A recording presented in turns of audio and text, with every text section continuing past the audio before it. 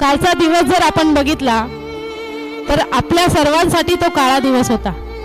केवळ आपल्यासाठीच नाही तर संपूर्ण देशासाठी जो काळा दिवस म्हणावा लागेल त्याला।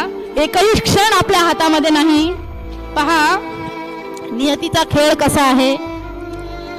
कालपर्यंत आपल्या सोबत असणारा माणूस अचानक बातमी येते की विमान अपघातामध्ये महाराष्ट्र राज्याचे उपमुख्यमंत्री अजितदादा पवार यांचं दुःखद निधन झालं।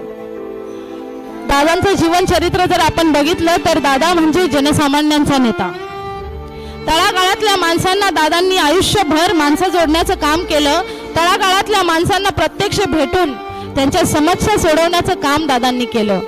आयुष्यभर ज्या माणसाने माणसं जोडण्याचं काम केलं त्या माणसाने जातीपातीचं कधीही राजकारण केलं नाही। अशी व्यक्ती आपल्याला काल सोडून गेली। खऱ्या अर्थाने ज्यावेळी ही बातमी सर्वांना कळली त्यावेळी केवळ स्त्रियाच रडल्या नाहीत तर या महाराष्ट्रातला प्रत्येक माणूस ढसाढसा रडत होता।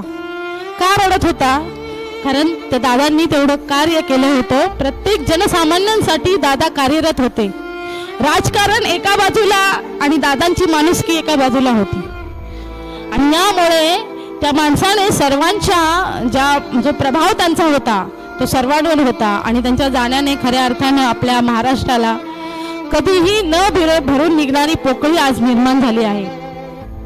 मी एवढंच म्हणेल आपणा सर्वांच्या वतीने की ज्याप्रमाणे दादा शेवटच्या क्षणापर्यंत जनतेच्या सेवेसाठी तत्पर राहिले त्याप्रमाणे भगवंताने सुद्धा काय करावं तर त्यांना आपल्या सेवेमध्ये रुजू करून घ्यावं एवढीच प्रार्थना मी भगवंताच्या चरणी करते आणि दादांना भावपूर्ण श्रद्धांजली अर्पण करते।